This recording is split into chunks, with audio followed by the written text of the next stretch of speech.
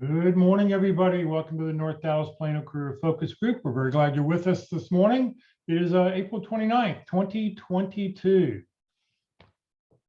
Our agenda this morning, we'll start with success stories. Then we'll go to 30-second introductions. We'll have you put your 30-second introductions into the chat window. We'll then hear from our committee reports. We'll hear about workshop, job fairs, the practice interview team, the interview success workshop, and then we'll share the career tip of the week. And then we will have our main event around 9:55 or 10 o'clock. For those on Zoom, please feel free to open up the Zoom chat window at the very bottom of your screen, put in your personal information for your 30-second introductions, and we'll get to that in just a second. If you have any questions for our speaker, please put them in there. She's going to do her presentation, and then we'll have about 15 minutes or so to answer any questions you have. For those watching on Facebook right now, please just enter your comments into the question or your questions in the comment field. I am monitoring that feed and we'll be sure to get those questions answered for you. Please note this event is being recorded and is currently live on Facebook. The recording will be on the Career DFW Facebook page and the Career USA YouTube channel for others to view in the future. By participating in this event, you give consent for your name and picture to appear. Please note that any comments you put in the Zoom chat window will not appear in the recording. Well, good morning, everybody. My name is Jeff Morris. Since 2007, I've been facilitating and leading the North Dallas Plano Career Focus Group.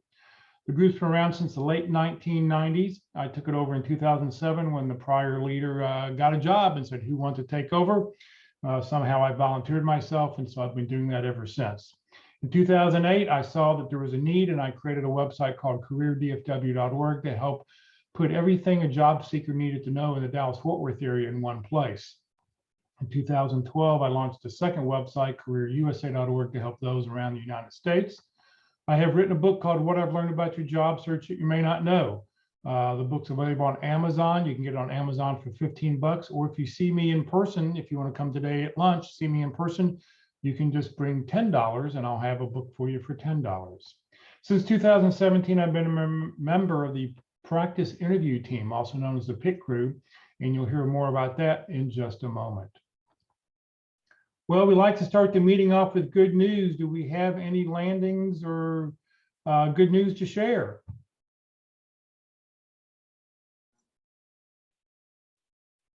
Going once, going twice. Mark, I think you had a landing. Mark, you had a landing to announce? Yes, I do.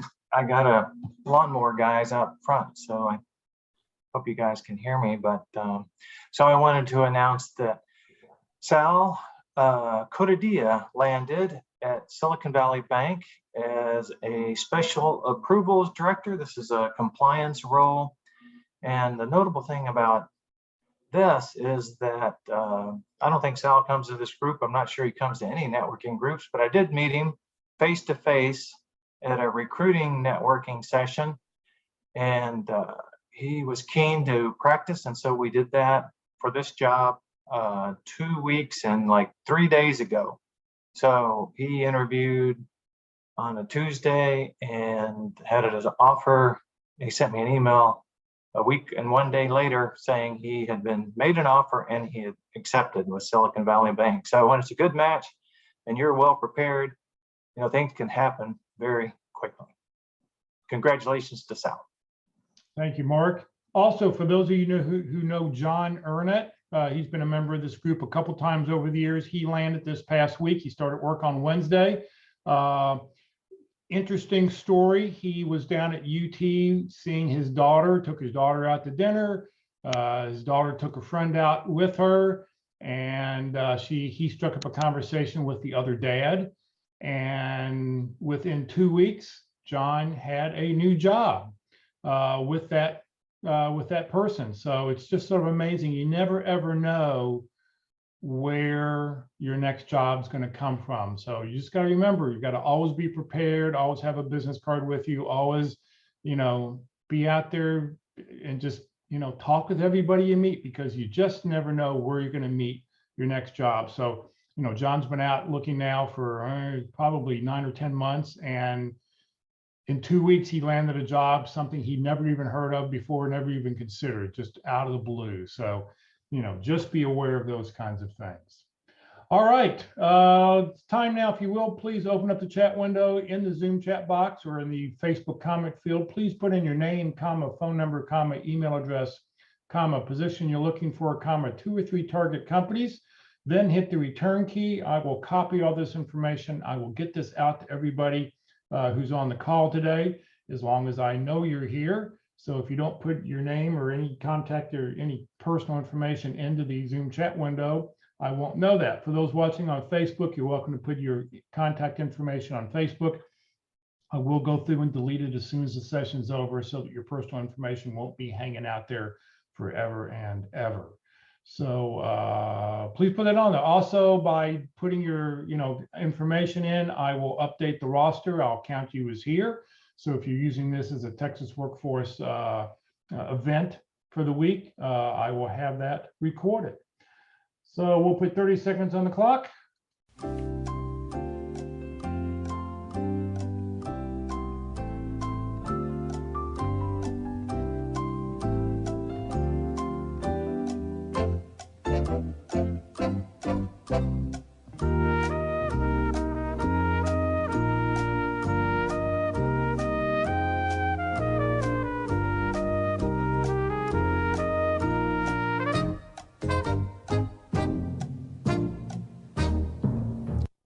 All right, thanks everybody who's put that in, and you're welcome to continue on. I know some I don't give 30 seconds, maybe is not enough time to get all your information in there, but please put it in there.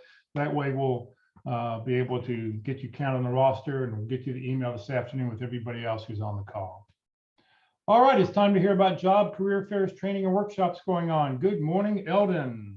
Good morning, Jeff, and happy Friday, everybody. As Jeff said, my name is Eldon Zorinsky, and I'm here today to bring you information on this week's career and job fairs and special workshops or events. The information I'm about to present comes from the calendar tab and the website careerdfw.org. And you can see from this brightly colored calendar that there are a lot of different types of events going on throughout the days, weeks, and months ahead. I urge you to explore the calendar and find things on there that pique your interest. And having said that, I go through these items fairly quickly. If you do hear something that you're interested in, I would urge you to go to the appropriate calendar tab, click on the item, and you will usually find more information about that event, along with links to either register or learn more. All right, this week's career and job fairs. The Dallas Veterans Job Fair by Recruit Military will be held Thursday, May 5th, from 11 a.m. to 3 p.m. at AT&T Stadium, which is at 1 AT&T Way in Arlington. And there is a link on the calendar for more information about that event. This week's special workshops or events. The last class for how to use Microsoft Excel Advanced. This was a 4-day virtual course. The Friday class will be held on April 29th, which is today, from noon to 1:30 p.m. And this is being offered through Jewish Family Services and taught by Philip Konecki. We're also going to have a class on learning how to use Microsoft Word. This is a 5-day virtual class beginning on Monday, May 2nd, and lasting through Friday, May 6th, and it is also from noon to 1:30. It's being taught at through Jewish Family Services by Philip Konecki, and there is a link to find out more about that and how to register. Online, LinkedIn Tuesdays at 1 p.m. Join Locke Alderson or Terry Sullivan, Ruth Lipsky, or Kurt Vondemutter each week for an online session on LinkedIn. And again, this is Tuesday, May 3rd from 1 p.m. to 2:30 p.m. And there's a Zoom link and a Facebook link to participate. Also online, Interviewing Wednesdays at 1 p.m. This is new for 2022. You can observe a practice interview from the pit crew each Wednesday. For Wednesday, there will be a virtual practice slot available at 1 p.m. that will be in webinar format. That means observers will be allowed to view the session. Again, this is Monday, May 4th from 1 p.m. to 2:30 p.m. and there is a Zoom link to view that. And if you haven't participated in the pit crew, I urge you to do so. And I'm sure when Mark gets on, he'll have a lot more to say about that. And finally, online, the Effective Resume Seminar will be held Thursday, May 5th from 1 p.m. to 2 p.m. Join careerdfw.org each month on the first and third Thursdays, live on Zoom or Facebook for their Effective Resume Seminars. And again, there are Zoom and Facebook links on the calendar for you to participate. And that's it for this week. Eldon, thank you very, very much. All right. If you know somebody who's unemployed, recently unemployed, been unemployed for a long time, doesn't know what to do, they're adrift in their job search, please let them know about Career DFW and careerusa.org. We're offering training 4 days a week online, as well as all the resources that you can find on the websites.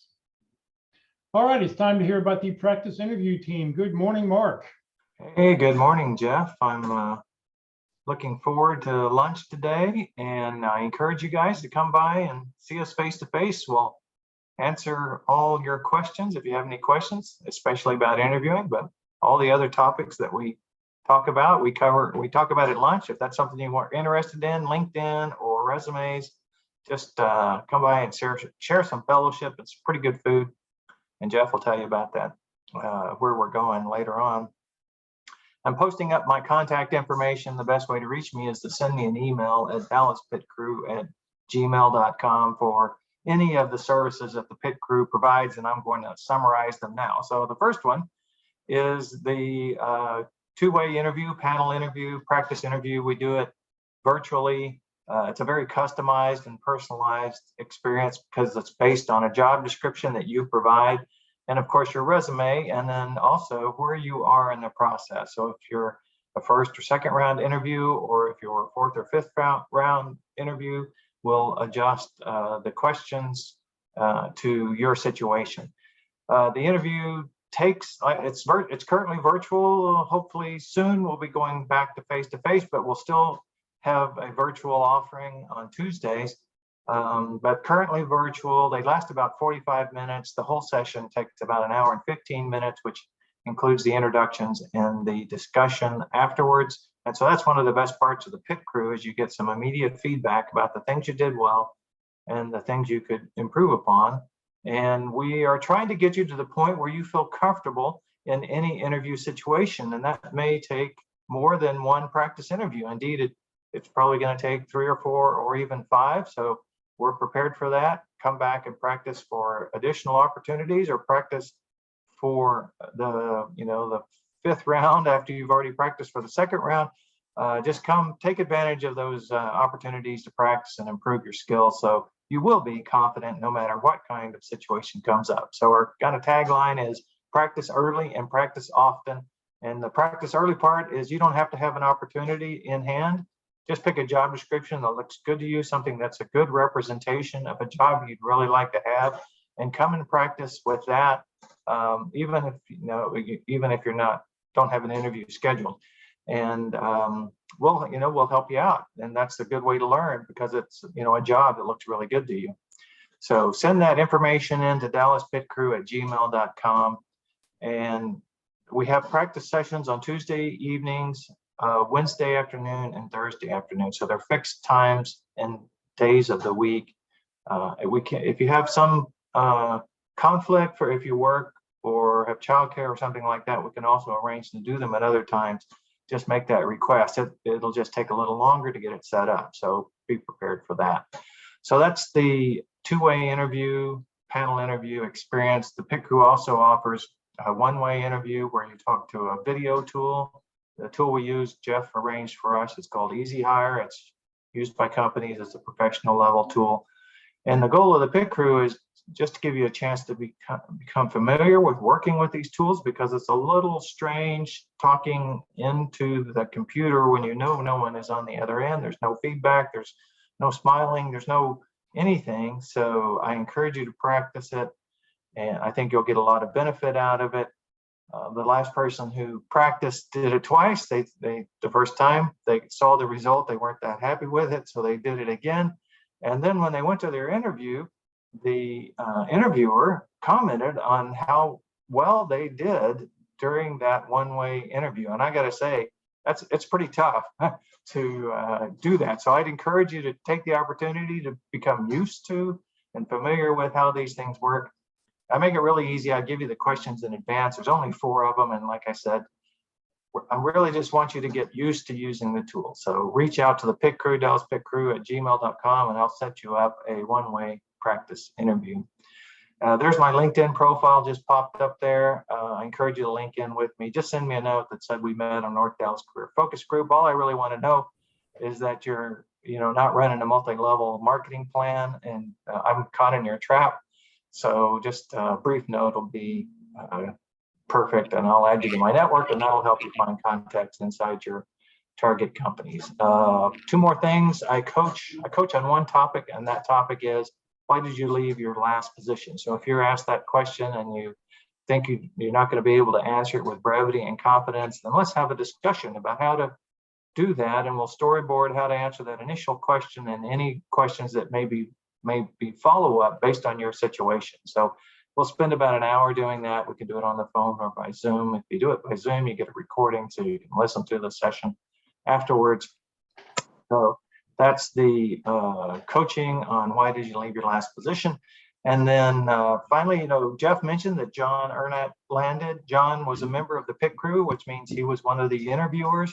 So I'm always looking for people to volunteer their time to give the interviews. It's a great way to give back during your job transition. The only prerequisite is that you've been a hiring manager as part of your professional responsibility. So it doesn't matter what field, just that you've had that responsibility on a professional level. And that's one of the keys to how the pit crew works, is you're going to be interviewed by people who have hired people as part of their job. And so reach out to me and I'll give you some more information. It's a great way, like I said, to help others out, and you'll get a lot out of it too as well. So thank you, Jeff. Thank you very much, Mark. All right, it's time to hear about the Interview Success Workshop. Good morning, Walt. Well, good morning, everyone, and welcome. So what do I do about interviewing? Since I hardly recommend that you participate with pit crew, my question to you is, so what are you going to say? What are you going to prepare? How do you get ready for that interview? We all prepare in some fashion or other. Why not get some feedback and coaching on how we can improve ourselves? And so I came up with the Interview Success Workshop. I started this back in the year 2000 after losing a job and flunking an interview so poorly that I said, this isn't going to happen again. And so what's the difference between the pit crew and the Interview Success Workshop? Well, the workshop is the key word. You still get an interview. However, the setting and the environment is very informal. That's the workshop part. We're going to cover the basic questions, the fundamentals in interviewing of the basic types of questions, and then we can look at approaches, options, structures, ideas as to how we might respond. Every question's response has three parameters: the question itself, who's asking, and where you are in the process. And so that gives us options and ideas as to how we might approach these responses. So we want to prepare ourselves with the fundamentals. So you do get a video, you're going to get a handout document, and you're going to get an hour-long video that goes over everything in that handout as well. So you're going to get some things. And and what do you might say this costs? Well, it's kind of like the guy that went into the pet store and said, I'd like a dozen bees. I want to start high. He said, okay. Well, he counted out 13. He said, well, why don't you give me 13? He says, well, that one's a freebie. So this is free. All you have to do to register to sign up is send an email to my walt_glass@yahoo.com. Look me up on LinkedIn. My About section gives you more details about the workshop, how to contact me. Be glad to set you up. You have to be registered to attend because I only do 1 or 2 people at a time. Normally, I would have these on 9 to 11 Central Time on Tuesdays, but I can schedule others as the situation dictates. So be glad to have you come on down and participate. One of the other thing about this is there's no need to have stress and anxiety, pressure. You don't have to see your life pass in front of you before your eyes. And so what do? We call it learning without squirming.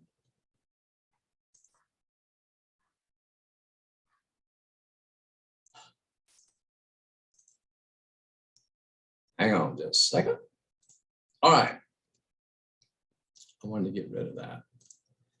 As one of the men in black, I can help you face an interview attack. It's practice that gets us on track, so they will keep asking us back. All right, thank you very much, Walt. Okay, it's time to hear the career tip of the week. You'll find it on the Career DFW or Career USA website. There's a new tip every Saturday afternoon. Rosanna, thank you for being with us and thank you for reading it this week. Not a problem. Good morning, Jeff. Good morning, everybody. Well, this week's tip of the week is never overlook these 7 classic job interview questions. So never overlook these 7 classic job interview questions, says CEO and hiring expert of 22 years by Gary Burnison. You can't possibly know all the questions you'll be asked during a job interview. They can be zingers out of the blue, such as if you were an animal, what would you be? Or total brain teasers. Can you estimate the number of panes of glass in the city of Seattle? But no matter how much the hiring process has evolved, it's the simplest interview questions that will always remain the same. And yet, I see very few people prepare for these days. As the CEO of the world's largest recruiting firm, I've been hiring candidates for more than 22 years, and my advice is to never overlook these 7 classic interview questions. First, tell me about yourself. Too many people respond by regurgitating their resume. That's not what your interviewer wants to hear. The best and most memorable answer I ever received to this question was, I climbed the highest mountains on every continent, including Everest. This candidate showed who she really was beyond a piece of paper, an adventurous, curious, goal-oriented, and disciplined person. Talk for about 30 seconds and then let the interviewer respond. The goal is to make it conversational. When I asked the climber about her first thought that ran through her head upon reaching the summit, she didn't go off about how she'd done something most of us can't even contemplate. Instead, she laughed and said, "How the heck am I going to get down?" This showed her ability to engage others with humor and humility. The second question, can you describe a situation in which you took initiative to accomplish a goal? Your interviewer is listening for examples of how you've been proactive and results driven. Describe your motivation and how you use your creativity to solve a problem or identify an opportunity. Third question, what value do you bring? This is a tough one because it's so vague. But the key is to pick 2 or 3 main qualifications for the job and explain how you meet them. For more junior positions, you'll want to spend more time talking about the technical skills. But if you're further in your career, then focus on highlighting how you manage, work with, motivate, and engage with others. Fourth question, what is your greatest career accomplishment? This is one of the most important questions to prepare for. Giving a great answer can land you the job. Just don't drag on for too long. Tell a quick story with specific details. Get comfortable with bragging and using the word I. Choose an accomplishment that is most relevant to the position you're interviewing for. Lastly, quantify that accomplishment. Did you reduce expenses, increase productivity or revenue? Even something that gave the company high recognition in its industry counts. Fifth question, what are your weaknesses? By now, the interviewer has already had an idea of what your strengths are, so they'll be much more curious about what you can improve on. And telling them that you work too hard or you care too much, that won't cut it. Companies want a real answer from you, and they want to know that you are self-aware. Prepare a couple of examples of areas that you're working on. Maybe something you've highlighted in your last job performance review, or reach out to a former boss and ask for their honest opinion. Here's an example of an excellent answer. While my campaign ideas have helped grow and diversify our client base, I've had to lean on my coworkers when it comes to managing social media campaigns and designing graphics. These are 2 areas I really want to improve on. I've started working very closely with my colleagues in these areas to absorb their knowledge and gain experience. I also signed up for some graphic design courses that I'm super excited about. Sixth question, what major problem, challenge, or failure have you had to overcome? How did you do it? In addition to highlighting your skills and competencies, you can showcase your goal orientation, work ethic, personal commitment, and integrity. Overcoming numerous or significant difficulties to succeed requires these qualities. Demonstrate your resilience by getting real about the challenges you've overcome. And seventh and final question, why do you want to work here? What do you know about the company? This is an opportunity for you to discuss the fit factor. Why you admire this company, its missions and purpose, products and services, and culture. If you want to go the extra mile, do some research about the person you'll be reporting to and share what you'd like to learn from them. What have they accomplished throughout their career that you aspire to achieve also? This article is from Gary Burnison. He's the best-selling author and the CEO of Korn Ferry, the world's largest organizational consulting firm. His books include The 5 Graces of Life and Leadership, Leadership U, Accelerating Through the Crisis Curve, Advance, the ultimate how-to guide for your career, and Lose the Resume, Land the Job. So follow Gary on LinkedIn. This is this week's career tip of the week.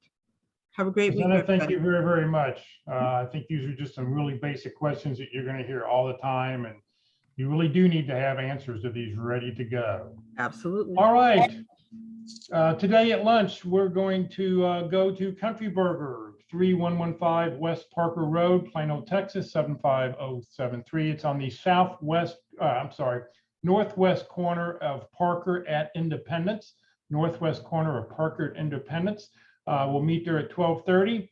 If you want this particular hamburger, it's around $35, but you need to bring your own ham as they don't provide ham. So, they will make this for you minus the ham if you're interested. All right, in just a couple minutes, we'll hear from our main event today from Sarah Jacobs talking about recruiters lifting the curtain. I want to talk about our upcoming session next Friday. We'll have open forum being the first Friday of the month. You have questions about your job search, just bring them with you, have them ready to go. And everybody on the call will just sort of be a free-for-all. We can all answer each other's questions. Everybody on the call is an expert, and you can offer your advice on what you would do in that situation. So if you've got any sticky wickets or any questions you'd like to ask, you're welcome to do so. Okay, it's time for our main event. Sarah Jacobs is with us. Group. She's a business development person. She used to be a CPA. I'll let Sarah go into more details about her background and who she is. And Sarah, so thank you very much for being with us today. Thank you, Jeff. Can you guys hear me? We can. Awesome. Well, thank you, Jeff. And let's see, Mark, Walt, everybody that assisted earlier, Rosanna. Great start to the morning and happy Friday. We made it to Friday, everybody. That's super. Jeff, I will not be joining for that $30 burger. That is insanity. And I'm going to save my calories for other places, but I hope you guys have a great lunch. So they have smaller hamburgers. They don't have to get the big one. I'm sure. Well, howdy, everybody. My name is Sarah Jacobs. So nice to be here on a Friday. Let me give you guys just a little bit of background about myself, and then I'll roll the slides. But as Jeff mentioned, I am a former CPA. So I grew up here in the DFW area. I went down to Texas A&M. I was in the 5-year accounting program down there, which is a bachelor's and master's degree in 5 years total. Yep, gig 'em to all the Aggies on the screen. I thought I was going to be an audit partner. I was really excited. I was 5 years into that plan, and then Arthur Anderson crashed and burned, and I had to figure out what was next. So that was my first sort of foray into a job search. I made my way to KPMG, loved it, helped out with a project really early when I got there, and the project was on the talent acquisition side. Did it to keep me busy and to help one of the partners as a favor, and I liked talking to people and herding cats and building good relationships. So decided to help out with this project, and that project turned into a 16-year career as a talent acquisition director at KPMG. So I never went back to audit. What I figured out was that I liked the people side of the business much better than the crunchy accounting. So I spent 15 years on the side of corporate recruiting. So 5 years as an auditor, 15 years as a corporate recruiter, learning all about internal recruiting. And then I got to a phase probably similar to many of you over the last few years where I was really rethinking and reassessing, what do I want to do when I grow up, even though I'd already been 20 years in Big Four accounting. And what I really came away with, and what I asked my candidates to do, is think about what's really important, and figured out that I wanted to get back to focusing really just in DFW. I wanted to really get back to focusing on more directly helping people and helping them with career guidance and figuring out what they wanted to do when they grew up. And so I looked around and I found Thomas Edwards Group. So I am extremely fortunate to have met Cliff Edwards, one of our founder. He started the firm 25 years ago. He started it as a CFO search firm, but we've grown and morphed over the last 25 years into really anything back office. So we focus in the areas of accounting, finance, HR, and IT. And I get to talk to controllers and CFOs and FP&A directors and HR directors and not as many IT folks. That's not my subject matter expertise area, but we have experts here at the firm. And I got back to helping people. So I have absolutely loved it. Been here for almost 3 years, and just this is my next best career. So happy to be here. And Jeff and I kind of talked a little bit about what might be helpful to present today. And so we've got a presentation that I wanted to kind of run through, and I will share my screen. Let's make sure we're doing this. Let's see.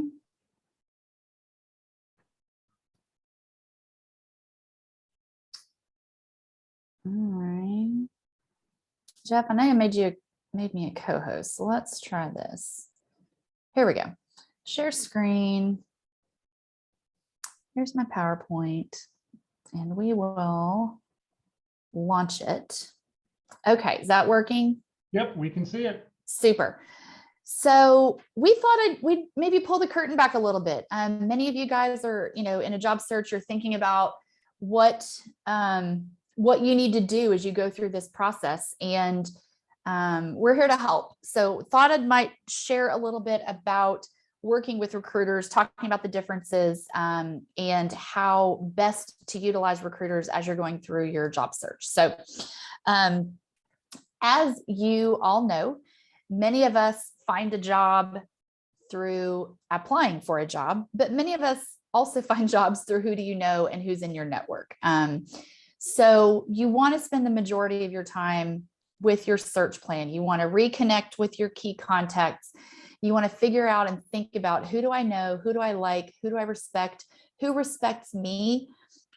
Who can either hire me, or who knows someone who would be in a position to hire me?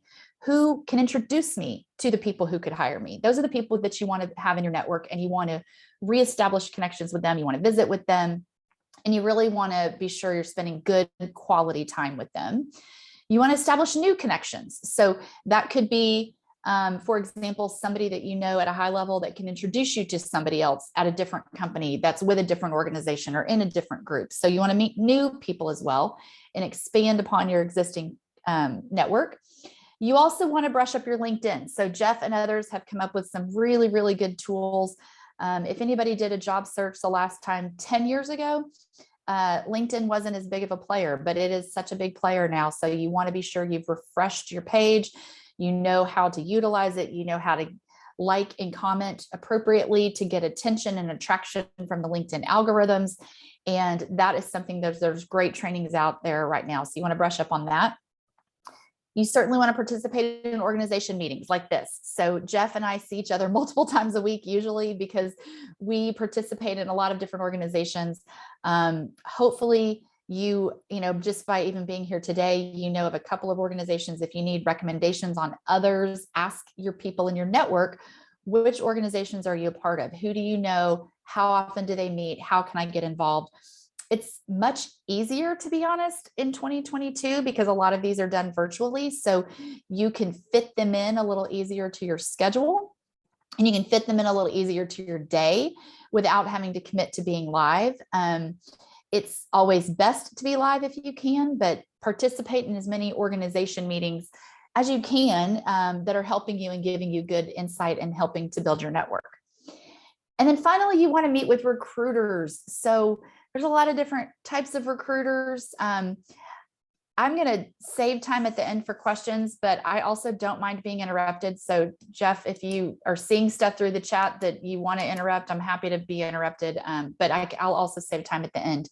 But recruiters should be a part of your plan. You should definitely, visit with recruiters. We're going to talk a little bit about the different types of recruiters. So there's two major types of external recruiters: retained recruiters and contingent recruiters. But before I even move into that, I want to highlight that there's also internal corporate recruiters. So I spent 15 years doing that with KPMG. I know sort of the ins and outs of working with corporate recruiters as well, but for the purposes of job search, I'm really going to try to focus today on retained and contingent recruiters and sort of what motivates them and how to work best with them. But just know that if we're getting to the end and you guys have questions about how to work with internal corporate recruiting teams, I'm also happy to kind of talk about that. So the first type of external recruiter is a retained recruiter. The reason that we want to talk about this is so that you know how those recruiters work and how they're motivated, quite honestly. So retained recruiters are paid upfront a portion of the fee from the company who's trying to hire a candidate. In essence, they are hiring that recruiter at that retained firm to go and find them the perfect candidate. So those recruiters spend a lot of time searching on LinkedIn for perhaps the one candidate that has exactly the right background with exactly the right number of years in exactly that industry.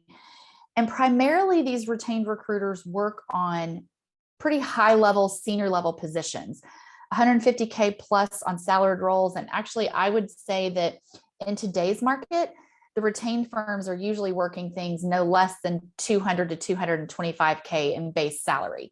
That's really where they excel, and they go out and really, really search for the right candidates and, quite honestly, convince those candidates to consider applying for their, the role with their client. It's very different from how a contingent recruiter works. A contingent recruiter, it's right there in the title, it's contingent. All the money that contingent recruiters make is only made if the recruiter finds the right candidate that matches that role and the company, which is their client, hires the candidate. So it's contingent based on, finding the right candidate. There's two different categories of contingent recruiters. There's the volume kind of model, and then there's the relationship model. There is nothing wrong with either model, but I have a preference and I work for a particular kind of firm that's a relationship model, and that's what feels right to me. But volume model contingent recruiters also are very, very effective, and they can help you find a job. So it's not a good or bad, it's just a difference in how they operate. So for a volume model contingent firm, they typically spend more time cold calling.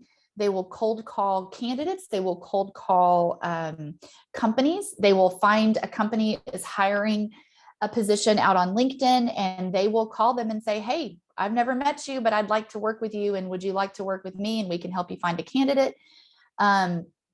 A lot of the volume model contingent firms are national. So they're scaled and priced such that they make their money based on a high volume of transactions. The difference between that and a relationship model is a relationship model contingent firm is really based on what it says, relationships. It's who do you know? Most of their introductions and their business is referral based. It's usually a boutique size, so they're usually specialized, whether it's in a particular industry or a particular geography, or in the example of Thomas Edwards Group, we're a boutique relationship model firm, and we're focused on specific industries, but also a specific geography. So it's a little bit different of a model, but both are successful and both can help you.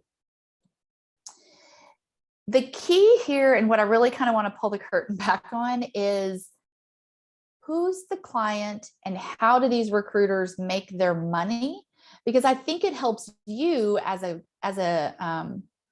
job seeker to know how am I helping this recruiter? How is this recruiter making money, and how can I help them?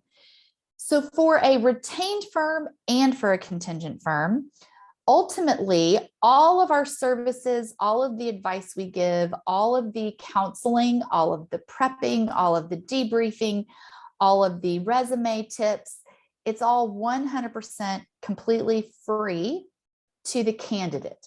Okay, so we are going to give advice, we are going to guide, we are going to mentor, we're going to help, we're going to give advice, we're going to kind of, share about your resume, share about your LinkedIn profile, and help you. But all of it's completely free to the candidate. The only way that's possible is that we make our money based off of our clients. So our clients pay us to go find them the right candidate. If it's retained, then a portion of that might be paid up front. If it's a contingent firm, then all of that money is paid on the back end once the candidate is hired. But we make our money off of our clients, okay?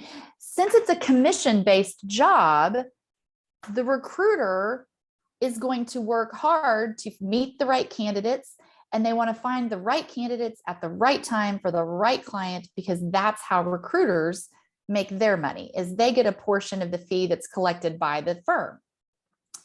Since it is commissions based, it's in the recruiter's best interest to meet the right candidate at the right time for the right client and make that match. So what does that mean? It means timing is everything.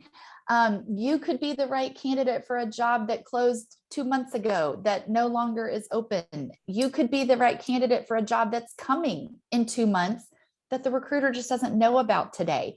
So recruiters are always going to be anxious and active in meeting candidates. They want to get to know you. They want to get to know what makes you tick. They want to get to know what's critically important to you in your job search.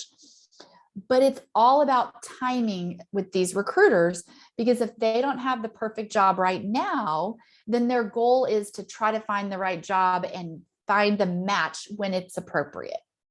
And Jeff, I see you nodding your head, so thank you. But it's not a good mindset for a job seeker, even the most qualified, perfect resume, even those candidates. It's not the right mindset to think, well, gosh, any recruiter would be lucky to know me. That's not the right mindset, because the recruiter is only going to be able to place you if there's a job right now that's open with one of their clients that's actively hiring. So yes, they should be lucky to know you, and they are more than excited to put you in their network and to keep you in mind and to move you into a phase of presenting you to a client when the right opportunity presents itself. But a recruiter working for an agency is going to have a hard time just finding a job for you. Okay, and there's a distinction between those two. So we'll talk a little bit more about it, just so you guys can, it's just a mindset thing. So this is an example of what we do at Thomas Edwards Group. So I'm on the business development side. My colleague Tracy is on the call, so she can help us a little bit with Q&A later. But Tracy is one of our permanent team full desk recruiters. There's Tracy. Hi, Tracy. So this is how we work at Thomas Edwards Group. It's just pulling the curtain behind so you guys know what happens. Job order is received. So typically that is from somebody like me on the business development side. One of my friends is a CFO, and he or she calls up and says, hey, Sarah, I could really use, I need a new controller. This is what they need to have on their background. Can you please help? And I will arrange a fee agreement with them, which is the negotiate the fee agreement. I'll come up with, some stats that help us make feel good. We all have to come to terms on fees. We meet the client. We have a Q&A with them. We have what we call an intake call. So that might be somebody like myself and Tracy get on the call with the client, or a live meeting or a Zoom, you know, kind of just depends. They'll tell us everything that's appropriate about what are they looking for. And we dig in a lot on what is going to be the ideal candidate. So what's going to separate just a good resume from a perfect resume for these clients. Then, and we talk to candidates all week long. So we're doing what, 100, we have over 150 jobs that we're currently working for our clients in today's market. Then we share the details with the team. So we meet regularly. We talk about, this is what my client's looking for. This is hot. Who do you know? Who's in your network? We leverage our database, which is massive at this point, DFW candidates in those spaces. We send networking calls and emails to the people that we know that might be one level above that role to say, who do you know in your network that would be perfect for this job, that would be perfect for this candidate? We talk to referrals. So if somebody like Jeff says, hey, Sarah, I've got a perfect person for you to meet with, they need a little help, great, I'll talk to them and let's figure out how I can help them. We, continue to interview candidates. We send candidates to, the clients. The clients make the decisions on who they want to interview. Candidates will go through first, second, third rounds of interviews, sometimes fourth rounds. There are typically, for someone like Tracy, anywhere from 5 to 20 jobs that she's working at any one given time with multiple clients. So she's got things going on with different candidates at different stages all along the day.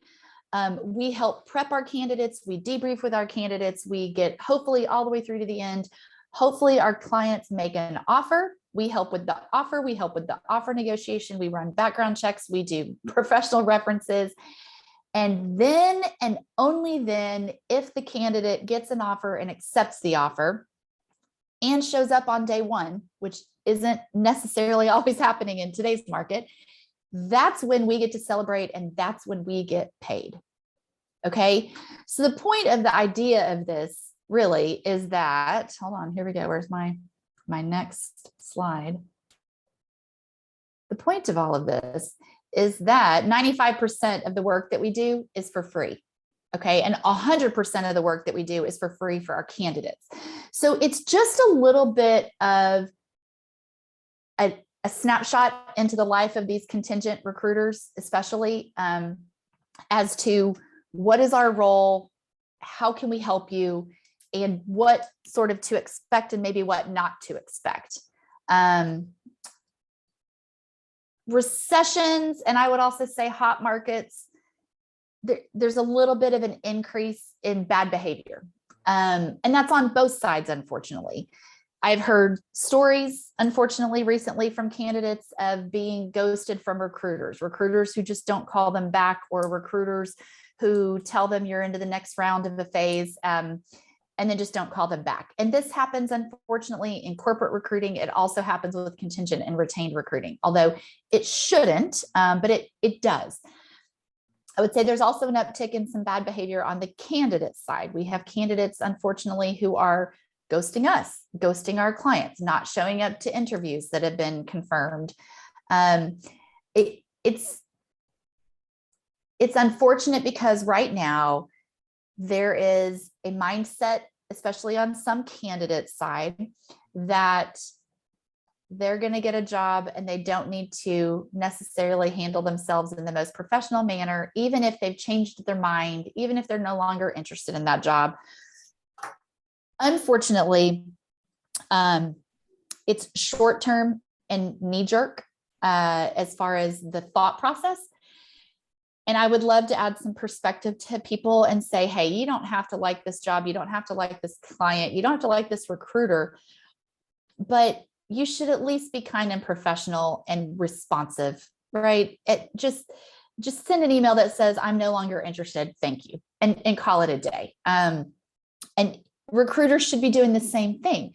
Recruiters should be sharing any feedback that they get. The thing that I would encourage job seekers to remember is that if you are not hearing from a contingent recruiter on a more than, weekly, biweekly, monthly basis, it's likely not that they have forgotten about you or don't want to help you. It's likely that either A, they don't have a job that fits with your background that is open at this time, or B, they haven't heard back from the client and they're doing their very best to collect feedback from the client and get that to you. It's perfectly acceptable to follow up with contingent recruiters, but I would also level set an expectation with them to say, how often is appropriate? How often should I reach out? And Tracy can share some of this on the back end during Q&A as well. But I would say in this type of a market, if you're not hearing from your contingent recruiter, I promise you it's not because they're ignoring you. It's because they don't have the right job for you at this time with the right client that's actively hiring and giving feedback. Set up a cadence where it's maybe every 2 weeks, every month. It's never going to hurt a recruiter's feelings for you to check in. It just will, it will become counterproductive if you check in a recruiter every 3 or 4 days. If there's nothing new for them to share with you, it just becomes, it's not their job to find you a job. So it's a little bit of a distinction there. Let's see. So what are the benefits to working with a recruiter from a search firm? There's a lot of benefits. I think number one is we are subject matter experts in job search. This is what we do all day long, every day. We talk to candidates every day. We talk to clients every day. Tracy and I are on the phone, 6 out of the 8 hours of a business day, or on a Zoom, and we're talking to people. We know what's going on. We know what's in the market. We know how to help you in the best way possible. We can help brief you, coach you, serve as a buffer between the candidate and the client. We work a lot of time with internal HR teams. We work a lot of times with the hiring managers. We try to sell you to try to secure the interview. Why do recruiters do that? Because if we think you're a good fit, we're going to push for you because that's how recruiters get paid. It's on the commission of making placements. So if we think you're a good fit, we're going to really try to secure that interview for you. We're going to make sure you're ready for the interview. We're going to confirm all the details with the client. We're going to get their thoughts. We're going to get your thoughts.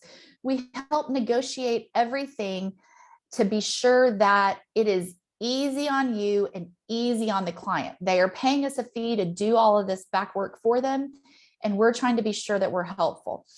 Salary and package negotiations. We're subject matter experts at that as well. From a Thomas Edwards Group standpoint, we actually send our candidates over to our clients at a targeted salary range from day one. So that hopefully eliminates 90% at least of the shock and awe that potentially could come down the road when a candidate says, gosh, I've been through 3 or 4 interviews. I'm expecting an offer. I'm really excited about it. I'm expecting to make $100,000 in my next job move. And the client says, gosh, I've loved this candidate. We really think they're the good fit. They're matching all of our criteria. We're going to offer them $70,000. And if we can avoid those sorts of mismatches on the front end, we try to do that. Now, there's always a little bit of salary and package negotiation at the end. There are sign-on bonuses that are active right now for sure. There's potentially some relocation bonuses that are negotiated. And then there's there's a little bit of salary negotiation where someone could say, hey, that was my target salary 3 weeks ago, but now I have an additional offer in play and they're offering me XYZ. And so one of our recruiters, like a Tracy, would be able to share some of that information with the client and hopefully get to a place where you are closable and they are closable, and we are helping with all of that. So we help to try to take the awkward piece out of it. We do job search and salary negotiations and offer negotiations and counseling and interview. We do it all day long. So we want to be a resource to our candidates and really help them out with that. So that's the benefit of working with a search firm. How many firms should you work with? I think this is a personal preference. I think you need to figure out what sort of fits with your personality and how you like to operate. But I think personal preference, I would encourage you to at least work with 2 or 3 firms. Perhaps you're working with a big national firm that does have a volume strategy, because they are going to hear about jobs that boutique firms don't hear about. I would work with a boutique firm or 2, perhaps one that's focused on your industry, maybe one that's focused on your geography.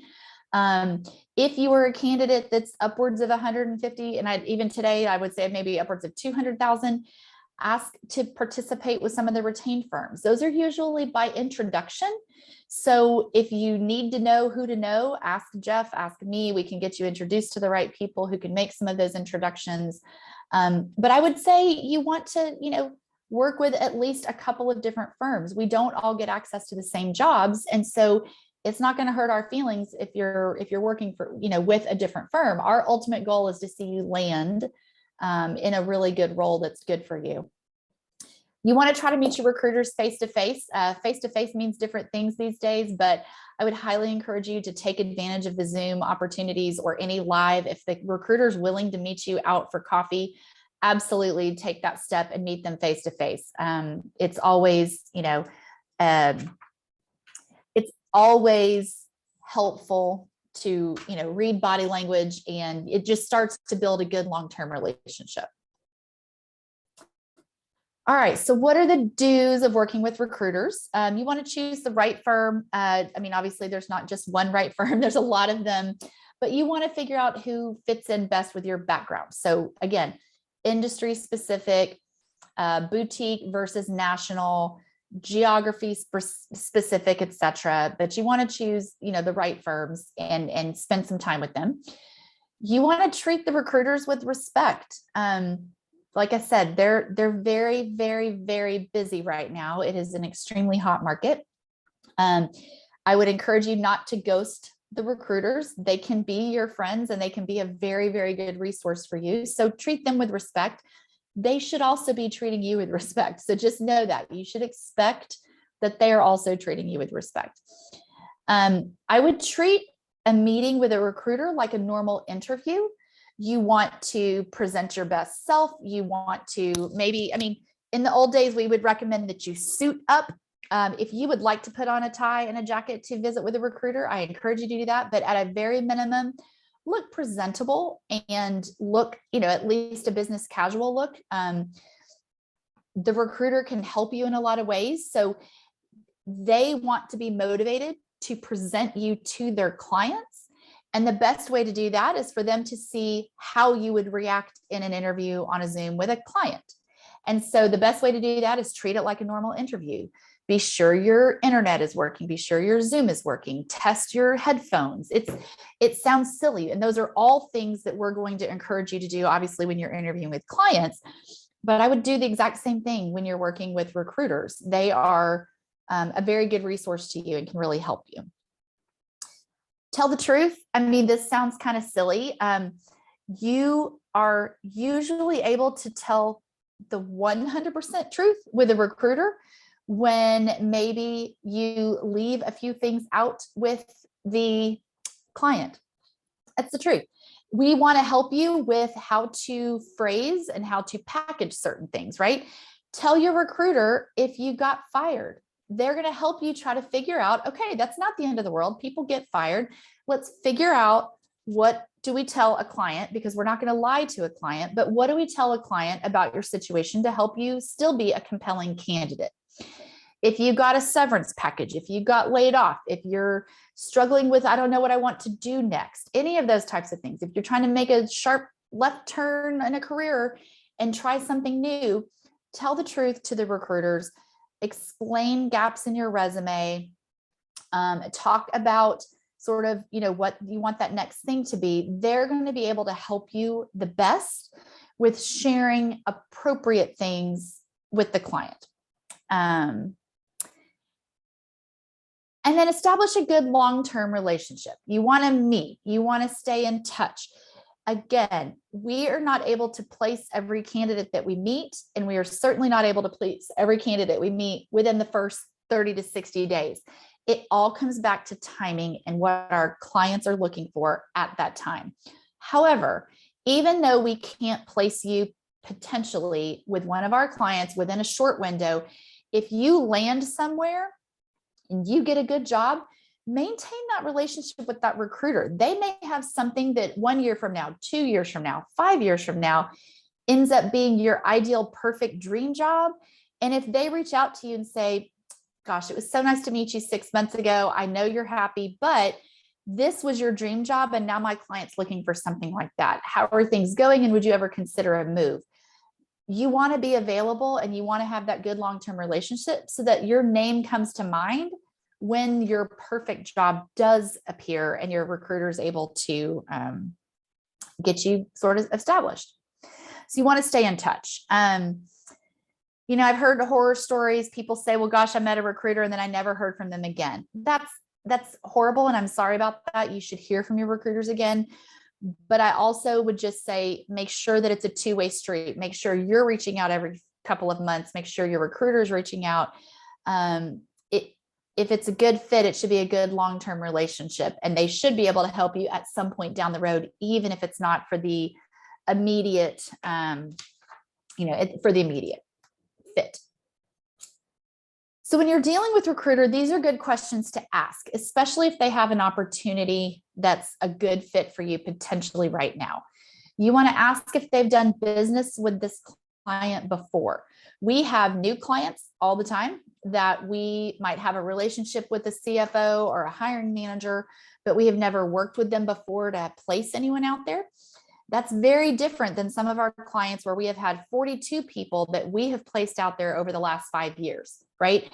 We're going to be able to speak to the inner workings of the teams and the client and how people like it. We're going to be able to speak to those much more in depth. So ask those questions to the recruiter. They'll share what they know. And it doesn't mean that you wouldn't want to go work for a new client of theirs. It just is a potential to give you additional background. Ask the recruiter, how often should I touch base with you? Again, I feel like there's a cadence in there somewhere that's reasonable. In a hot market like this, it might be every 1 to 2 weeks. I have candidates that are great candidates that I have not talked to personally in a month, but it's not because I don't want to. I enjoy them and I'd like to talk to them. I just don't have anything for them today. But I also don't mind if they reach out and ping me and just a quick email or a quick something on LinkedIn. Hey, Sarah, just checking in. Have you heard anything about that might be a good fit for me? And I'm able to quickly reply, yes, no, how you're doing? How's the job search? What's the latest? Who are you interviewing with? How can I help? Who can I introduce you to? So come up with a cadence and ask the recruiter how often you should touch base. That way you guys have, clear communication. Also, how would you like to receive communication? Some people love it when you call them on the phone. Some people don't always. Some people prefer emails because that's how they sort through their day. Some people prefer LinkedIn. Some people will even give you their cell phone and say, to heck with all of that. The easiest way to reach me is to text me. So ask the recruiter how they like to receive communication. And then you guys establish a cadence where it makes sense for you. If you'll notice, well, and Jeff knows this, every time we're asked to put our contact information in the chat, I always put my email address. Why? I prefer to get emails. It helps me. That's where I know everything is in one place. My texting is normally for my personal life. My LinkedIn, I am active on LinkedIn, but I typically don't accept LinkedIn requests until it's somebody that I've met and had an interaction with. So for me, the best way for a new relationship to start or someone new to reach out to me, it's via email. So I just put it in there. If you try to call me, I may or may not answer and I may or may not check my voicemail. So that's me. So I just usually say that up front and then that way people know how to reach me. If I don't hear back from you, can I assume the client is not interested? I would say this is a little bit different. If you are asking about a specific job and a specific client that the recruiter has said, we think you're a good fit for, and we're going to send your resume over, then yes, I think it's very okay for you to reach out to the recruiter. Hey, have you heard anything back? Hey, if we haven't heard anything back in 2 or 3 weeks, do we think the client is just not interested? Tracy can share it's all across the board. We have clients who respond within 15 minutes, yes or no, with great feedback. We have clients who will sit on resumes for 3 weeks because they're busy and they think those candidates are just going to still be there in 3 weeks. And in this market, they're not necessarily. So it's okay to ask the recruiter, if I don't hear back from you, is it safe to assume that they haven't, that they're not interested? But the recruiter may not know that. So just know that the recruiter is going to do their very best. The recruiters, I would say, at least at Thomas Edwards Group, are always going to get back to our candidates as quickly as we know any update. That is not always the case when you're working with corporate recruiters. But I promise you it's in their best interest to try to keep you guys posted. So usually no news means no news. It doesn't necessarily mean bad news. It just means no news. And then if you're into forming a long-term relationship with these recruiters, which I think you should be, ask them, how can I help you? Right? The recruiters are there to help you in your job search, but it's really kind and refreshing when we hear back from people who say, well, okay, but how can I help you? The answer to that is you can provide referrals and you can provide leads, meaning if you have a friend that is one level above, below you, somebody that's in the IT space that's not in your space, somebody that you know that is in a job search that might also be able to be helped, let them know that your recruiter might be able to help them, because the recruiter might have a job that fits that candidate today, even though they don't have a job for you today. Leads is kind of the same way. Are there organizations? Are there clients? Are there people out there that you know that your recruiter could help? Offer to make an introduction, right? They want to help just as much as they want to help you. They want to help others. And so if you're able to help them, it's win-win for everybody. And those situations really help to establish the long-term nature. All right. So when dealing with recruiter, what are the don'ts? I think we kind of covered this mostly, but don't expect too much. It's not their job to get you a job. It's their job to try to help you and be a resource to you. So they're not out there with their goal 8 hours a day to try to find you a job. Their job is to listen to you, learn about you, and have you front of mind when that right opportunity does come up. And they're also able to help you in a lot of different ways besides just with a placement. They can help you with resumes. They can help you with job search. They can help you with practice interviewing. They can help look at your LinkedIn, etc. So they're there to help you in a lot of different ways. Don't tell other recruiters about a job another recruiter tells you about. Okay, so we all work with different firms and we work with different clients, but you don't have to share who you're interviewing with anybody if you don't want to. So if you think it's going to be helpful, especially if you're getting into an offer phase, go ahead and tell the recruiter that you might have another offer down the pike. You don't even have to say the name of the company. It helps us sort of clear the muddy waters of retained and contingent firms if we keep it all a little bit separate. Don't let the recruiter send your resume blank volume, carte blanche out to their clients. We call that resume shopping. Ask your recruiter to please not do that. It depends on the firm you're working with, but that's not a practice at a lot of firms. And it's especially not a practice at boutique relationship-based firms. But some of the national firms will take your resume, they'll take your name off of it, they'll take your contact information off of it, and then they will just send it out as a PDF to 200 clients, hoping that one of them bites and says, oh yeah, this is my best candidate. That takes the relationship completely out of it. So ask the recruiters not to do that. Don't go around the recruiter. So we've had this happen a time or two where we'll say, oh, we've got this great client and we want to present you, and we share the opportunity with you. And then the candidate will on their own go and apply for that job on the client's website. If a candidate does that, then 9 times out of 10, that candidate is no longer protected via our fee agreement as one of our candidates. Even though we have shared the opportunity that was not posted elsewhere with that candidate, if that candidate finds it and goes out there and does it on their own, then typically we don't get paid on that if you get hired. So don't go around the recruiter, work with the recruiter. We want to help you.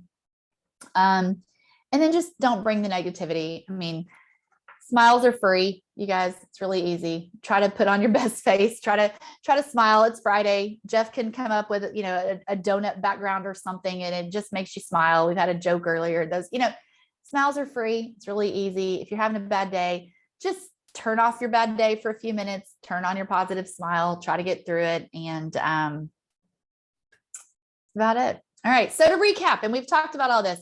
Understanding what motivates a recruiter. I wanted you guys to understand that so that you know why recruiters act the way they do and how they can help you best. Set up expectations, be prepared. And then what does the recruiter want? The recruiter wants to find really good candidates that match what their clients are hiring. So if they meet you today and there's not a good fit, there's going to be something down the road and they want to help you. So they want to meet you, I promise. We are interviewing and interviewing and interviewing and interviewing. So everybody wants to meet you and they want you to be positive because I promise you they're doing their best. And that's it. And there's my, email address, as I mentioned, Jeff. If you guys have any questions that we don't get to today, write that down. Feel free to contact me. I'm happy to answer anything that we didn't cover. And thanks, All Jeff. right. Thanks for the time and open for Q&A. Great information. All right, so we've got a bunch of questions lined up here. So Margaret says, what's the difference between an internal recruiter versus talent acquisition? How do you identify such a recruiter when they reach out to you on LinkedIn? That's a great question. I guess I would say, and you know what? I guess I can leave this up. No, let's stop sharing. Nobody needs to look at the slide. There we go. That's a great question. So in a lot of companies, the term recruiter, the term talent acquisition, they're a little bit interchangeable. A lot of what I have seen is the term talent acquisition. It's more prevalent today than it was 10 or 15 years ago. 10 or 15 years ago, we just called it recruiting. And now talent acquisition sounds a little fancier. So for some places, it's a little bit interchangeable. The talent acquisition, I would say, typically encompasses a lot of things. So it encompasses recruiting, but it might be early phase recruiting, experienced recruiting. It could be working internally with hiring managers. It could be training internal people on how to do their behavioral event interviewing. There's a lot of things that are kind of under that talent acquisition umbrella. Onboarding sometimes goes under talent acquisition, which is basically when you get to a new company and your first couple of days go. Some talent acquisition groups, I think, it's just a lot of things are under the umbrella, but the term recruiter typically falls under talent acquisition if they have a talent acquisition name. But I don't think that there's a specific definition that would say that one is vastly different from the other. I think it's just the nomenclature of that particular company. Okay. And Tracy, anytime, feel free to jump in if you disagree or agree. Let's see here. The next question is, often a recruiter tells me that they will keep my information on file and reach out if they have any openings. This is great, but has never happened. What can I do in order to be on the recruiter's radar for companies I'm sincerely interested in, yet not coming across as being annoying? That's a great question.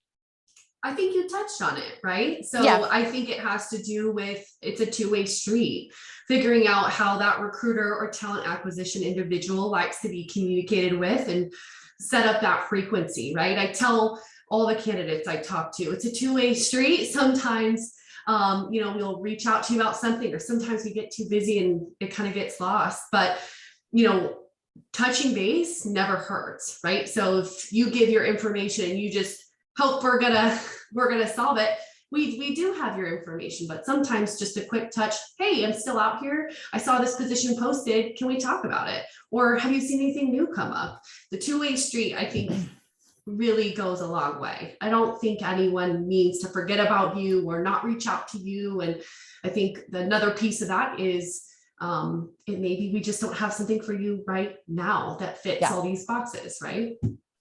And to that point, firms like ours have a website, we have a job openings tab. Everything that we are currently working is on our job openings tab. You can sort it by location, you can sort it by title, you can sort it by all those things.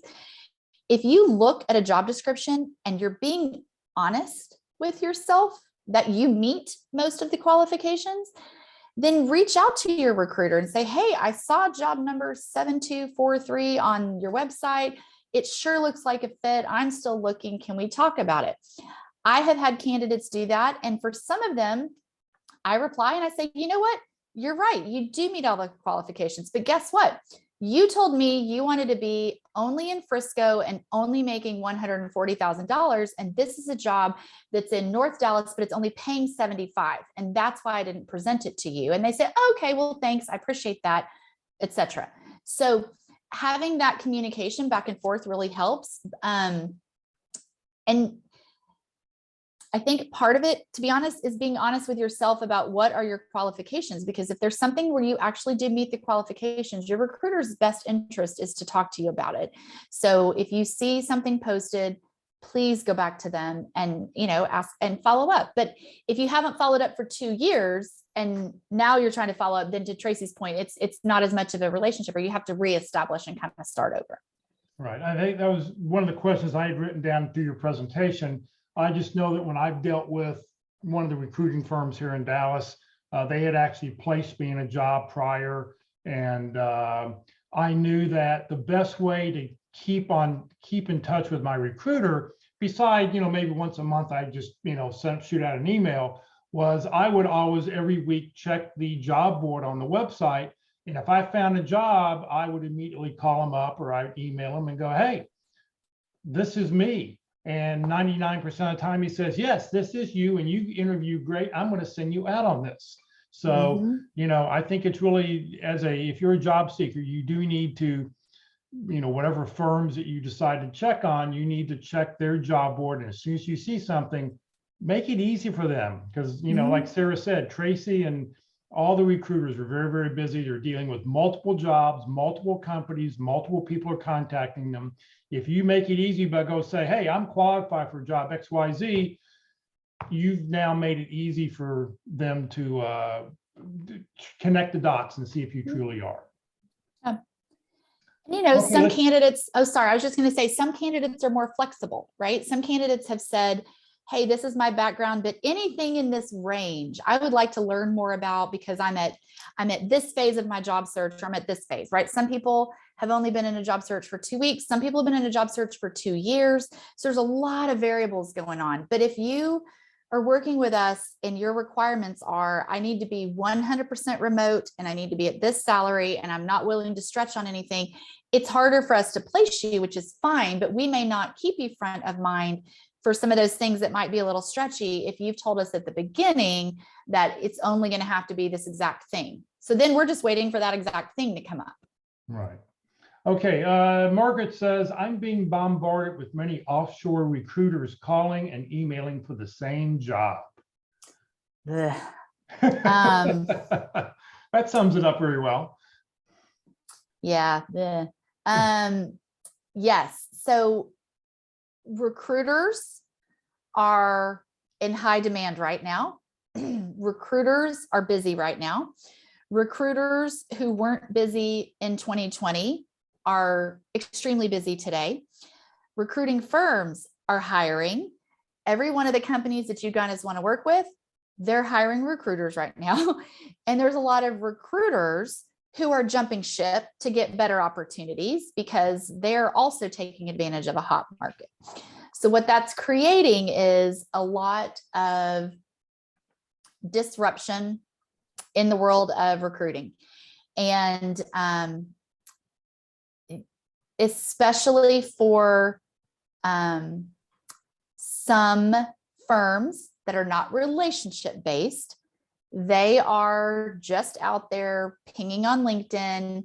Some clients who, again, are not relationship based have asked 18 different agencies to work on one particular search. And that's why you end up with 18 different independent recruiters reaching out to say, what do you think about this job opportunity? And unfortunately, right now, because recruiters are in such high demand and recruiters are also being recruited away, for those companies and or clients that don't have good, established, loyal talent acquisition and recruiting teams, they are testing the waters with 100% remote offshore recruiting options, which there's nothing wrong with. It's just a different proposition. It's not relationship based. And so I'm not surprised, unfortunately, that you're hearing that, or that you're receiving those kinds of interests or those LinkedIn messages, et cetera. But I also feel like you get to pick and choose who you want to work with. You get to pick and choose who you want to respond to. If it feels like it's the same thing, maybe don't, respond again, or tell them, hey, before I set up a 30-minute phone call to get to know you, can you give me some insight into this role? Because I've already heard about this role multiple times. That way you're not necessarily, quote, wasting your time on a phone screen with someone who's not interested in a long-term relationship, and you can avoid that. Okay, next question. Would an internal recruiter or a talent acquisition specialist require completing the right to represent form? I don't think so. Yeah, I think if they're internal to a company or a talent acquisition, you're working for the company, they're not going to do that. It would only be external firms from a company. Do you all require that right to represent forms? No, we do not. And usually those are only at the highest level, and I believe only with some of the retained firms. We do not require that at all. Okay. What's the best way to get on board with a retained search firm? Know someone who can introduce you. I mean, that's really kind of the truth. You can and should reach out and introduce yourself, do some research, figure out who the local players are. But most of the time, it's hard to get their attention, especially in this market, unless it's an introduction and a personal introduction. So it's going to depend a little bit on your level. It's going to depend a little bit on the field. But if you're somebody who is what we call a executive level, C-suite level, senior level, 200K and above, and you don't know who to call at some of the retained firms, utilize the people in your network that are also at that level, that are established, and say, who do you know? Who can you introduce me to? Who have you worked with in the past? Usually most of those people have a name or two in mind because it's someone that they've worked with in the past. It's kind of my best advice. If you're in the, finance and accounting and HR space and IT, and you're not already connected with Thomas Edwards Group, obviously feel free to reach out to me or Tracy, and we'll see what we can do. But if you're already connected with our firm, ask your recruiter to ask one of the partners, and they can make introductions. Yeah, let me add something here. Please. Because Kurt Vondermatter, who teaches one of our LinkedIn classes on Tuesday, he's a retained search executive. So he only, he has that one-on-one relationship with a company. He's trying to fill that specialized, usually a C-suite job is usually what he's doing. But I think what you have to remember is he maybe is only dealing with 5 or 6 different job openings at a time. Okay, so he's dealing with a much smaller amount of people, and the chance of him needing someone with your skills, I would say, would be slight to none, because he's looking for that purple squirrel that the company couldn't find the first time, and they did a general search, they couldn't find anybody, so let me go hire Kurt, let me have him go dig in and find somebody doing that. So I think that's the thing. If you want to try to reach out to retained search consultants or executives like that, you may want to just reach out and just go, hey, if you ever have anything in the future, please, and keep me on your radar. But the chance, and get into his LinkedIn, you get connected with him on LinkedIn, or any of the retained search consultants, get in on their LinkedIn profile, because that way, when they do a search, you would pop up as somebody that they're already connected to you.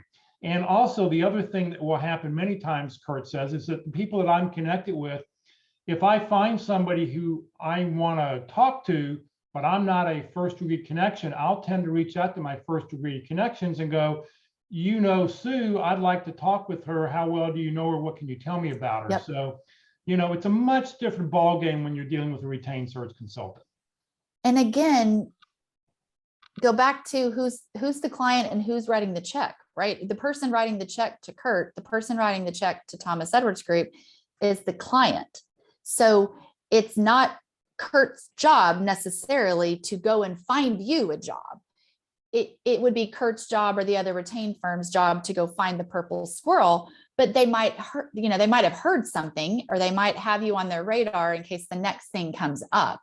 So it's good to have those introductions, but it's not necessarily their goal to go and, find you a job as the job seeker. Okay. All right. What is your advice when a social acquaintance says, just send me your resume and I'll forward it? Is it a good idea to comply when one has no clue on who they've sent it to? Tracy, feel free to jump in. I would say, I think you go back to that social acquaintance and say, hey, let's go to coffee and let's talk about it. Who do you know? Is it the right kind of company that's a target company for me? Or who can you introduce me to on LinkedIn to where I can have that conversation? It's great that they're willing to send your resume. If they're, for example, if they work at Toyota and you want to be at Toyota, then absolutely, if they can get your resume over to the talent acquisition people to say, this is somebody I know, is there a role for them? That is always a good thing, because in theory, your social acquaintance will get a referral bonus. So they're always looking to help people into their company. But if it's just a random, hey, send me your resume and I'll shoot it around, I would want to be more strategic than that. And so I would encourage you to go back to them and say, I really, really appreciate that offer. I can't wait to figure out who do you know in your network, and let's strategize a little bit on where we should send it so that you maintain a little control over it. So let me offer my advice. Okay. Never send a resume to anybody unless you've had a conversation to know what they're looking for, because people here on this call, you've got years of experience. You've done a lot of great things. You don't know what they're looking for.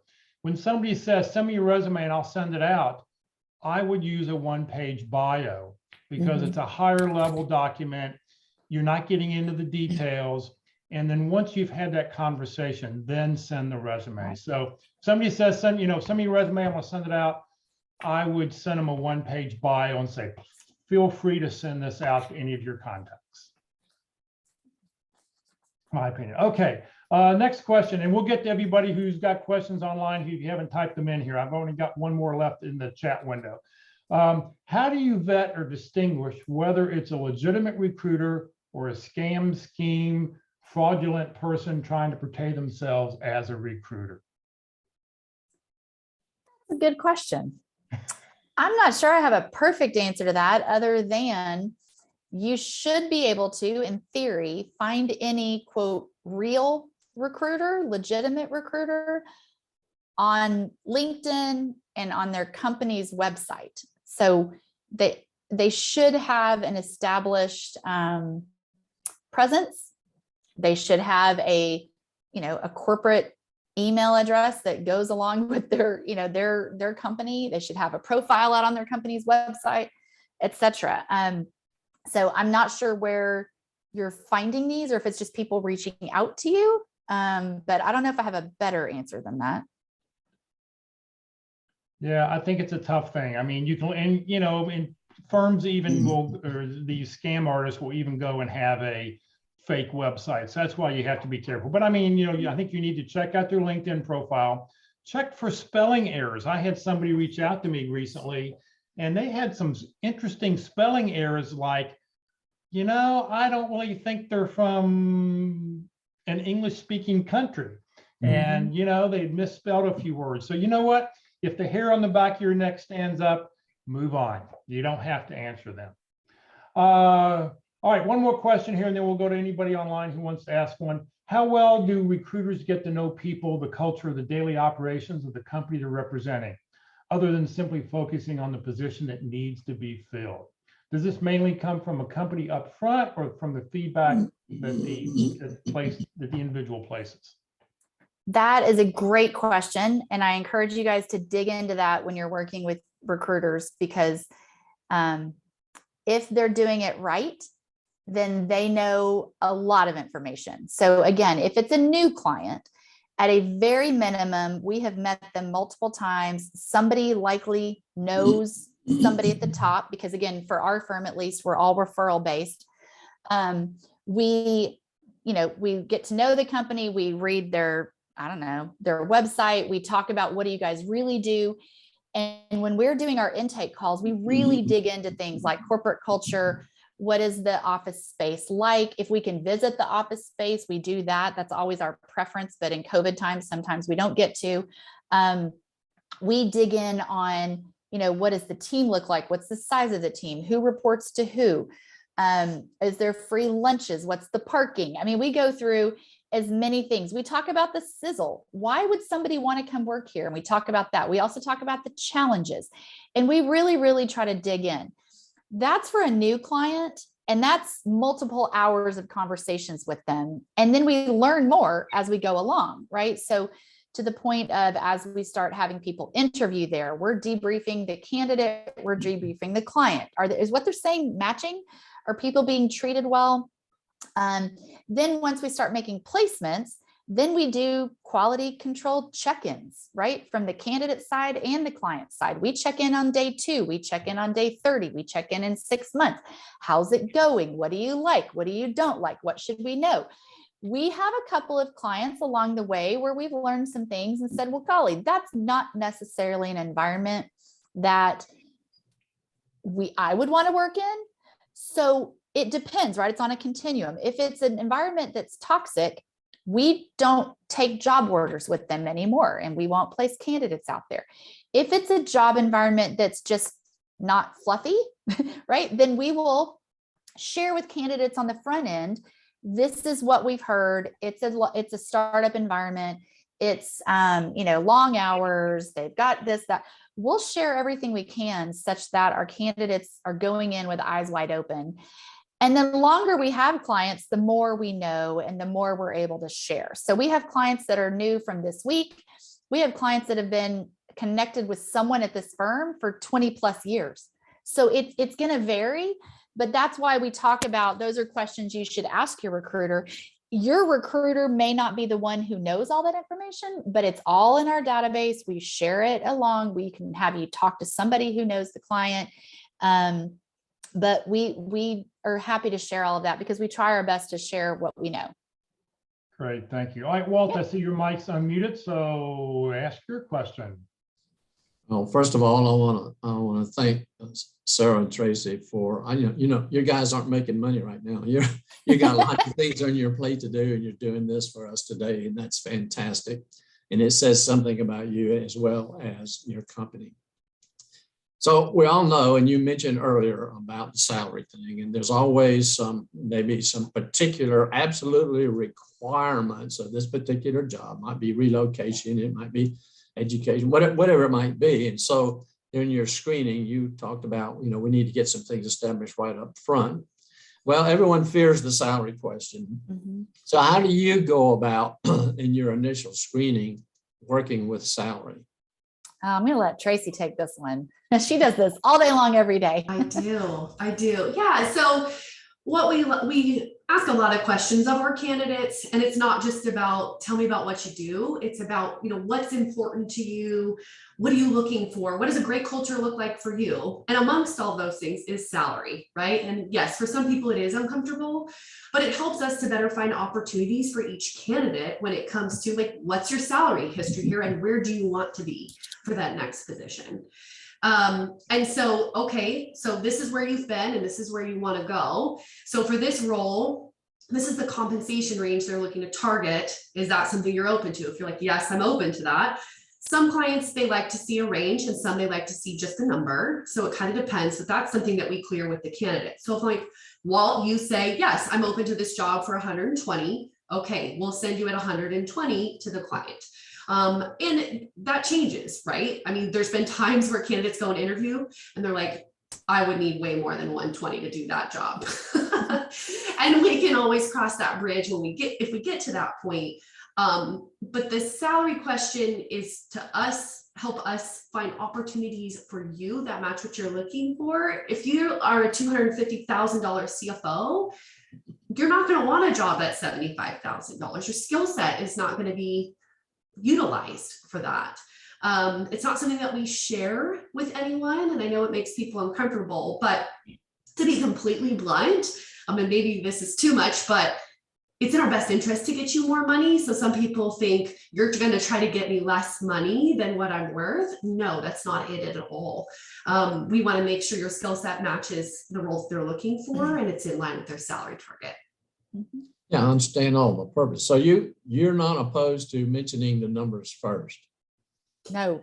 No. In fact, we standardized that. So we mention the numbers first. For every job that our firm works, our clients will give us, this is a range.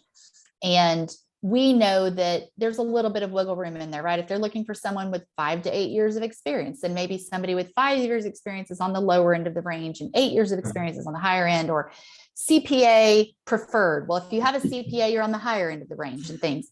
And we present candidates over to them with resumes at a particular salary, so that hopefully 90% of that is avoided on the front end.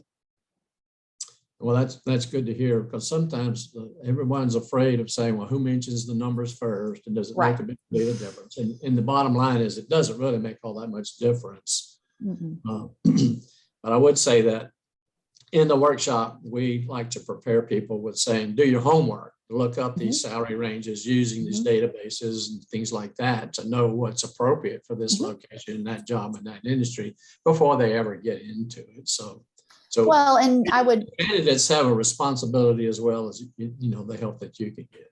Absolutely. And I would say it's also good for the candidate to be realistic. If you left a job making $100,000 and you call Tracy and say, Tracy, I'm only going to look at jobs that are 180,000 or higher.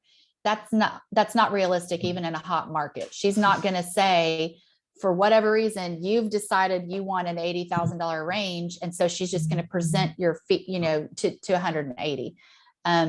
Unless that's what your background is, makes sense, but it's rarely going to be that kind of a jump. Thank you much. All right, great. Anybody else have a question? Please, you're welcome to unmute your mic and ask away. So I have one. I'm making a pivot. So moving away from contract food service and traveling 7 days a week, 50 weeks a year, 140,000 miles, and basically living in hotels. So yes, I had a high salary, but I know what's acceptable and where I want to be. And I had an interview recently with a first line interview with a company, and it's one of my target companies. And I was very clear with the internal corporate recruiter saying, yes, I am very good with that salary. And she kept going back to, well, what did you make at your last job? And I tried explaining to her as nice and positively as I could, this job is nothing like, nor will it ever have the requirements of the last job. I'm making a move in an area, one of the areas I want to go. She actually ended up killing me as a candidate, which I have a very close friend who's in the company, and he had her removed from the process. But still, then I have this kind of cloud over my head from even the people that I ended up having an interview with. So how do you recommend, or is that just, it's going to happen and you have people that can't listen or don't believe? I think it's going to happen. To your point, we have clients who say, oh, well, don't show me somebody who is at this title, because they're going to come into this title and be bored, or they're going to leave in 6 months, or right. So they just sort of shut that down. We always try to talk to candidates to be, get the whole story, right? And we present what's compelling to the clients, but a way to phrase that, especially if you're making a pivot, right, is to be open about, I'm making a pivot. I'm looking at the total rewards. And to me, flexibility, work-life balance, lack of travel are components in my total rewards package. And so as I get better with those, I'm willing to take lower pay because I'm pivoting and I want to make this change, right? There's a way to tell that story. Sounds like, unfortunately, either she didn't hear it, or she perhaps, shared it with a hiring manager who said, nope, we don't want anybody who's been at this level because of this. And she just got blamed, right? It could be one of the two. I mean, if you know somebody internal, you could always make sure you're still telling that story and see if somebody would reconsider. But just, I think being good at telling that story is your best bet. But yeah, sometimes you're going to hit a brick wall and they're not going to believe you. Yeah. Okay. Or they're going to have a hiring manager who's got a hard, fast, thought process, and they're not going to make any exceptions. But Well, and it would have been, and I understand, having been the hiring manager for stuff like this before, it would have been hand-holding and managing their top clients. right. And you don't want 6-month turn in those positions. So Right. I get that, but I was very clear. Yes, I'm very comfortable doing this. This is a role I can move into, that there is no ramp up of me. I know the industry. And it was just astonishing, which they ended up having corporate restructure and fluff that whole department into positions. So, but I know if it's happened once, it'll happen again. So it's just, I know, practice early and practice often. That's right. And practice telling your your story, right? Practice telling your story so that you're able to say, this is why, this is my motivation. Yeah, be sure to reach out to the Dallas Pit Crew and let them know that you want to make sure that they hammer you hard on that question. And they'll make sure they ask it 3 or 4 times, and they'll make sure that they they'll turn the screws on you if that's what you want. So, feel free to, hey, practice early, practice often until you get it down pat and you're ready to tell the story. I think my record is 9 times. So until I beat 9 times, I haven't set a new record going. So, See, so Mark, I Brian, pay attention. Brian, Sarah said it and it just went by. It's motivation. You got to convince them that you're motivated to take this job. And while you're telling that motivation story, you can say, I really hated traveling every day and I really hated doing this, but I'm highly motivated to come to your work for your company, and tell them why. And that'll stick a lot better than telling them all the reasons why you can take a discount off your previous salary. And Brian, when I moved here to Thomas Edwards Group, it was after being in Big Four accounting as a director for 21 years. And I will never forget my colleague who looked me across the face during the interview and said, why do you want to work? That's ridiculous. Why do you want this job? That's crazy. And I had to basically sell her that, yeah, it was a career pivot. It was taking a chance, but it was something I was excited about. And so I totally agree. You have to be sure you're able to tell your story and what's your motivation. Right. And you're still going to have a recruiter or a hiring manager who doesn't believe it. But if your chances are better if you can tell your story well. Anybody else have a question? Hi, Rusty. Rusty, question. No, I was just saying hi. Sarah, thanks so much for your presentation. Yeah, Sarah, thanks so much for your presentation. Great material. Appreciate all you're doing for those of us in search mode. Had a situation this week where I got contacted by a recruiter who I did not know. I did my due diligence on LinkedIn and looked them up, and they looked to be very young, fresh out of college, but they said that they had a referral. They were referred to me through someone. So I decided to take the call. I got on the call with them and it was very interesting, sounded very promising. After I got off the call with them, I then got an email where they were promoting different services that their search firm does. So basically a paid service where they go out and shop you around.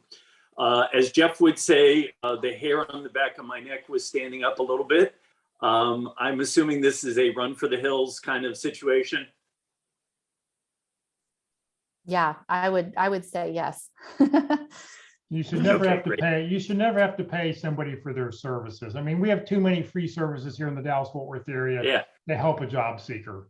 yeah, and that was my response to them. Right. Yeah, and Excellent, thank anytime you. they say it was a referral, I'd say, great, who referred you? And figure out the name and the connection before I'd call back. I did, and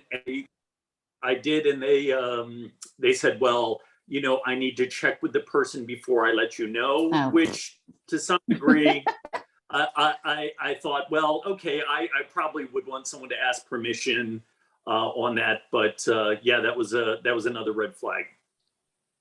All right. All right, we have time for one more question. If anybody has anything they'd like to ask.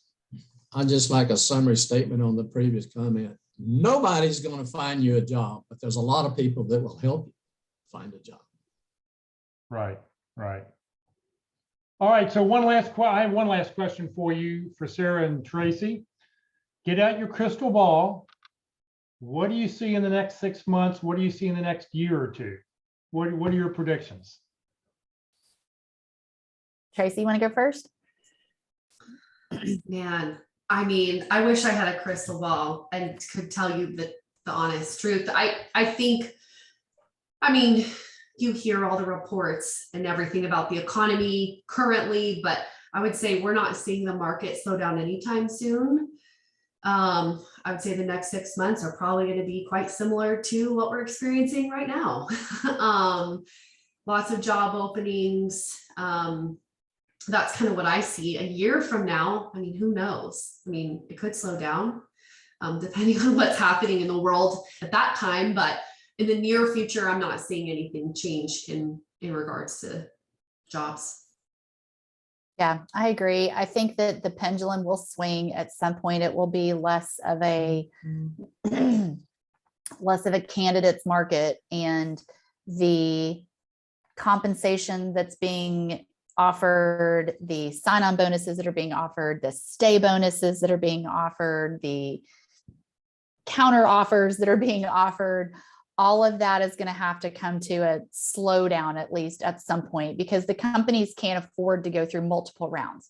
So they can go through one round of that. They can find their one good candidate. They can do it for a year, and they're in that phase right now, but it's not sustainable. There's too many internal inequities and too many places that don't support that. So it's going to slow down at some point, but to Tracy's point, we have not seen it yet. I think we've got at least another 6 months of the craziness that we've seen in the last 6 months. All right, well, Sarah and Tracy, thank you very much for your time. Just outstanding information. This is always a wonderful topic. People, you know, lots of great questions, lots of great answers, and hopefully everybody's learned a little something to take away from, you know, what's going on here. All right, well, coming up, let's see here, get the right slides up. Next Friday, we will talk about open forum. We'll talk about whatever it is you'd like to talk about.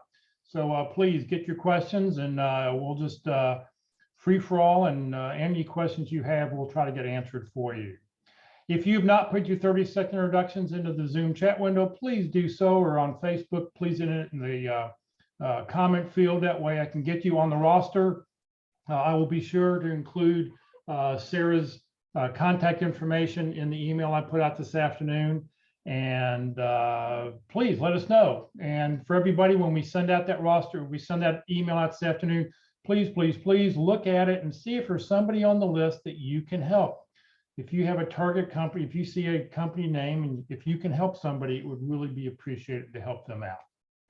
Career DFW and Career USA, we're putting on training 4 days a week. Next Tuesday, how to use LinkedIn for job hunting, strategies to get results, and that'll be with Locke Alderson.